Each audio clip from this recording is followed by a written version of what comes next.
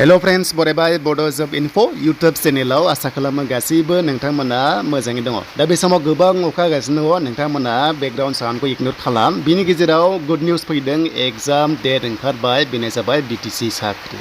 दा गोबां नेगासिनो दंमोन BTc साख्रिनि एग्जाम माब्ला जागोन। दा फाइनाली एडमिट नोंथांमोना डाउनलड खालामदो आरो लोगोसे एग्जामाव थांदो। बेनो जाबाय BTc सेक्रेटारि पस्टनि एग्जाम डेट डिक्लेयार खालामबाय। दा बोरै लागोन, बबेयाव लागोन जों बेखौ डिसकास खालामगोन।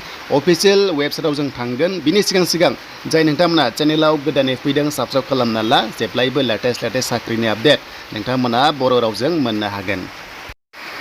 दा जों फैबाय BUनि अफिसियेल वेबसाइटआव, मानोना एग्जाम कन्डाक्ट खालामगोन बड'लेण्ड इउनिभारसिटिया, बेखायनो वेबसाइटआव एडमिट नोंथांमोना डाउनलड खालामनो हागोन। नैबे एनाउन्समेन्टनिफ्राय बेयाव स्क्रिनाव खारबाय थादों, बेनिफ्रायनो एडमिटखौ नोंथांमोना लिंकआ एक्टिभ जानाय लोगो लोगो डाउनलड खालामदो। दायो जाथ'वाखै आरो लोगोसे बेयावनो नटिसखौ नोंथांमोना दायो नायनो हागोन।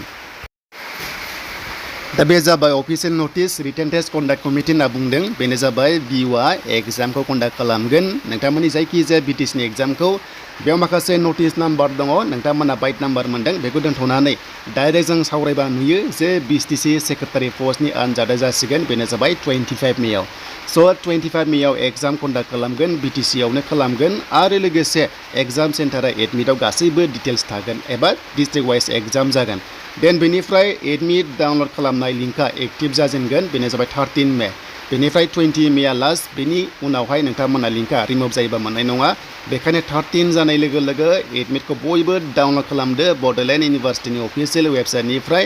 दा बेखौ जों मिन्थिबाय एग्जामा थारैनो जामारसिगोन, बेनो जाबाय BTc सेक्रेटारि पस्टआव। बेनिफ्राय ग्रेड 3 ग्रेड 4 दाखालि एप्लाइ खालामनाया जुन दानाव एग्जाम कन्डाक्ट खालामगोन, बेखायनो जुनाव नोंथांमोना बयबो रेडि जादो। इलेक्सन सिगां नोंथांमोना साख्रि मोनगोन सेप्तेम्बर सिगां। थ' बेखौ जों मिन्थिबाय। दानिया बे BTc सेक्रेटारि पस्टनि एग्जामा बेसेबां नाम्बारनिमोन जों बेखौ गोसोआव दं आरो खायसे गैया जानांगौ। ओंखायनो जों नायगोन मोनसे अफिसियेल नटिसखौ जेराव गासैबो डिटेल्सआ दङ। दा बे जाबाय एग्जामनि सिलेबास। नोंथांमोननि एग्जामा 85 नाम्बारनि जागोन आरो लोगोसे अरेला 15 नाम्बार जागोन। टटेल 100 मार्क्सनि आरो 2 आवार्स एबा 2 घन्टा टाइम मोनदों। इंलिस मोनदों, बेनिफ्राय GK मोनदों, BTc GK मोनदों 85 नाम्बार, बेनिफ्राय 15 जाबाय अरेल टेस्ट आरो लोगोसे लजिकेल रिजनिं दङ, एप्टिटिउड दङ आरो मेथ्स दङ। दा बेखिनि साबजेक्टनिफ्राय एग्जाम लागोन, बेखायनो टाइम गैला, मोजां फरायखादो आरो लोगोसे नोंथांमोना मेरिट बेसिसाव साख्रि लानो हागोन। आरो बे साख्रिनि पस्टिंआ एभ्रि BCDCआव नोंथांमोना गामियाव बेयाव साख्रि मावनांगोन। एन्ड टटेलि कानेक्सन थागोन, बेनो जाबाय डेभेलपमेन्ट ब्लकजों एबा डाइरेक्ट कानेक्सन दङ। नोंथांमोननि साख्रिया PNRD डिपार्टमेन्टनि आन्डाराव, बेनो जाबाय ब्लक लेभेलजों। दा बेनो नोंथांमोननि थाखाय लेटेस्ट आपडेट।